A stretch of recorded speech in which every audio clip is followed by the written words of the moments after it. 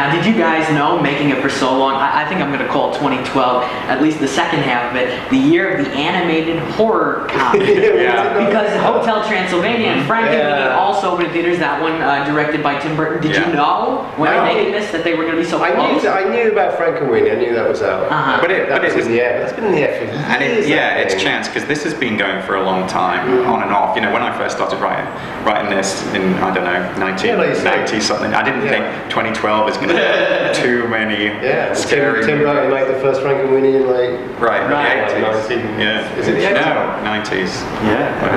A long time ago, you know. So yeah, next year, no stop for him.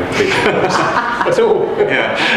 Now, was there some bickering? Was there some fighting between us? The two of you? It was shocking. Every day it's terrible, And do you think just one of you could have made this movie? Or these things are such huge undertakings that, you know, it's actually pretty common to have more than one director on an animated feature because they are juggernauts. Once you're up and running, it's huge, you know, and there's so many questions, and there's probably 10,000 decisions need making, you know, and like 5,000 of them are just like you need to make them quick, and then you know they're small decisions but they all need making. You know? So two people.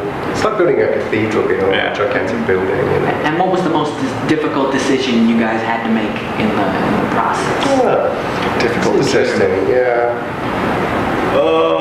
Casting was slow. I mean, casting was difficult in that because we wanted that group to work together.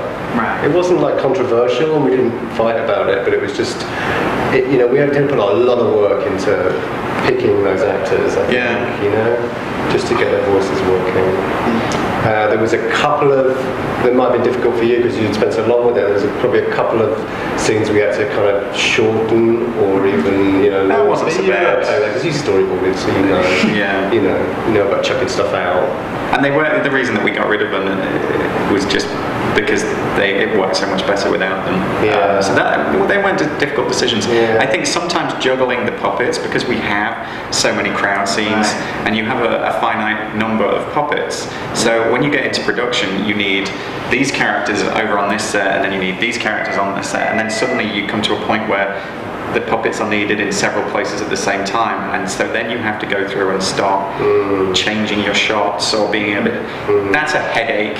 It becomes very complicated, but I mean, we actually achieved what we wanted to. Another one I thought of is we hated the dad character, Perry. Oh yeah. He was a very the character designer was very she's a great character designer, but not very.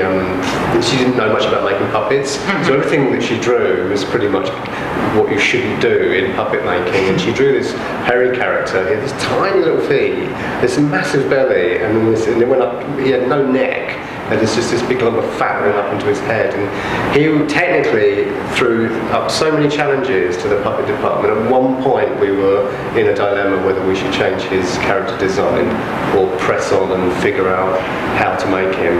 And there was a few days there that we were really not sure, you know. But in the end, we decided to take the brave route, and we decided to do the impossible. And the people that we've got at the studio figured out a solution. So we ended up with a fantastic character. And I really liked the little bonus at the end. I'm not going to give it away, but the little bonus after the credits was actually very interesting to watch. Now that is, that's fascinating, isn't it? That's like the magic of all of these just inanimate objects and pieces of metal and cloth and rubber, you know, coming together. And then, you know. And how big of a role did 3D play for this film? Huge. I mean, it's integral. You know, when we first started talking about it, we wanted to take a similar approach to Coraline because a lot of people liked the way Coraline used 3D. It was very immersive. It pulled people in rather than being gimmicky.